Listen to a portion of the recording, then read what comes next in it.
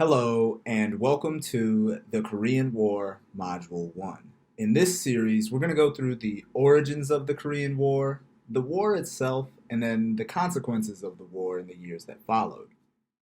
This first video focuses on the origins of the Korean War, 1900 to 1950.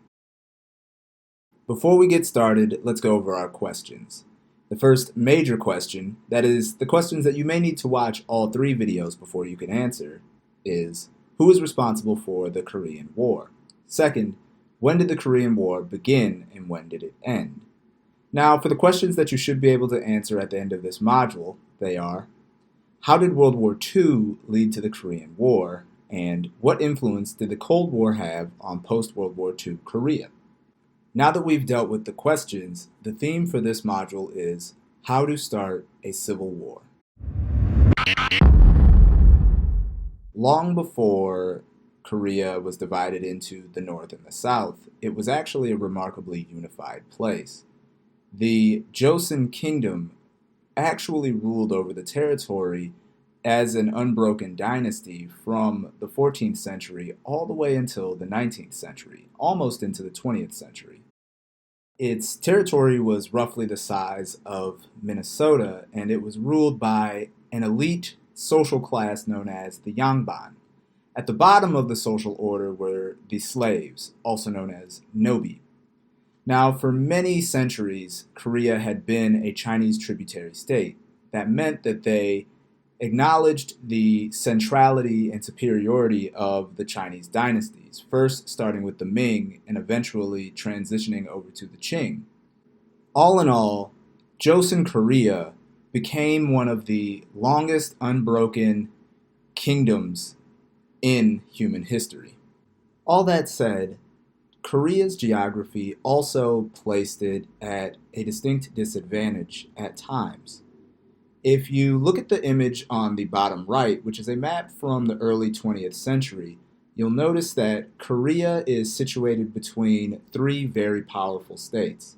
You had the Russian Empire to the north, the Empire of Japan to the east, and China to the west.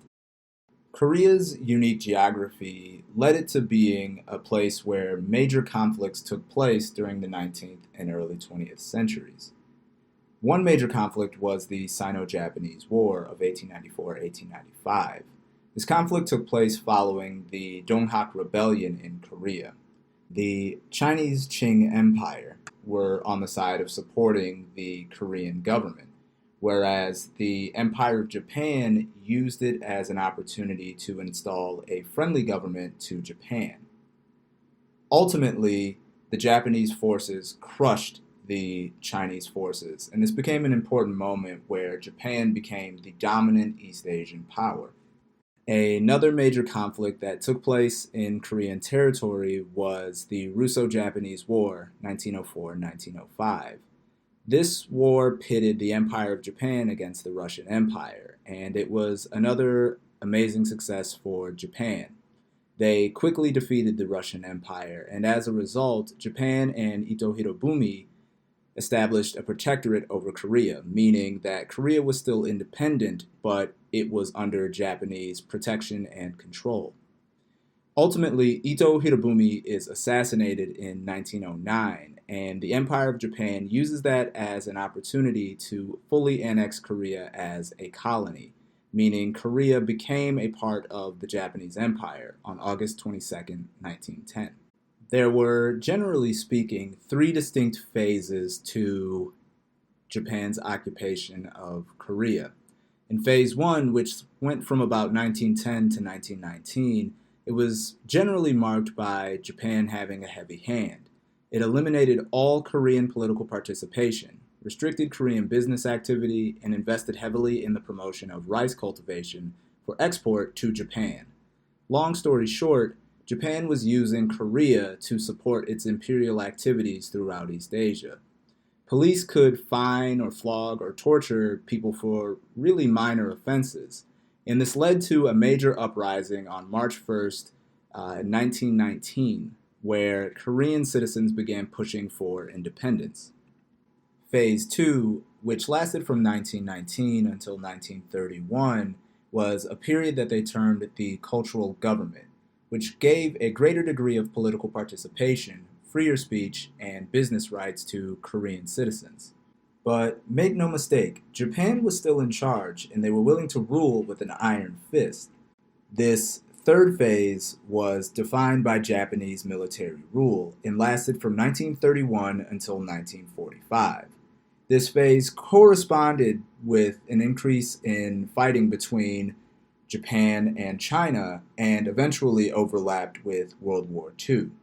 During this period, huge amounts of Japanese investment was put into Korean heavy industry and infrastructure. The reason for doing this was to aid Japan in its many war efforts.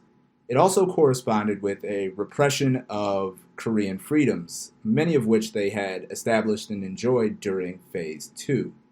This was also the period in which Koreans were forced to take Japanese names, speak Japanese, and join Japanese religious and military institutions.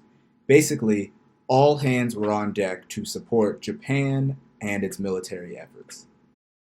But then came the end of World War II. The Empire of Japan was defeated when the United States dropped the atomic bombs on Hiroshima and Nagasaki, and when the USSR declared war on Japan and destroyed Japan's industrial base in Korea and Manchuria. But in the years following the war, competition between the United States and the Soviet Union heated up. Now, as it pertains to Korea, they decided to split Korea at the 38th parallel, with the Soviet Union managing the country to the north and the United States managing the country to the south. Now, both of these countries experienced enormous difficulties right out the gate. While the government in the North may have lowered working hours to 8 hours per day and banned child labor, they also redistributed land forcefully and established a complex network of prison camps where they kept political prisoners. The American-backed government in the South struggled with labor unrest. There were numerous railroad strikes and farmers' riots, many of which were put down forcefully. The initial plan all along had always been that the government in the North and the government in the South would be unified following an election.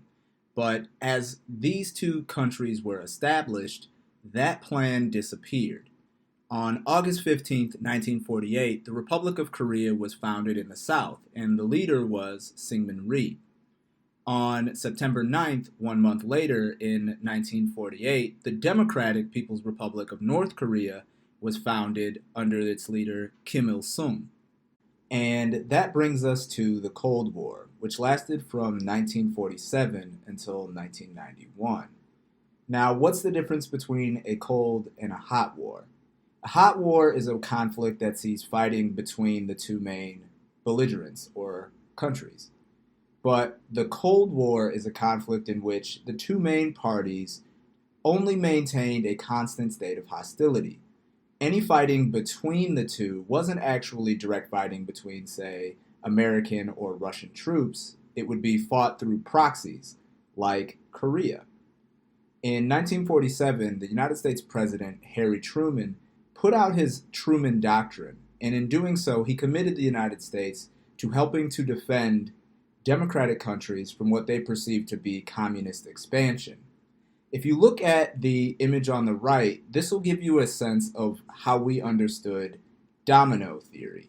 The idea was that communism would spread throughout the world like a virus.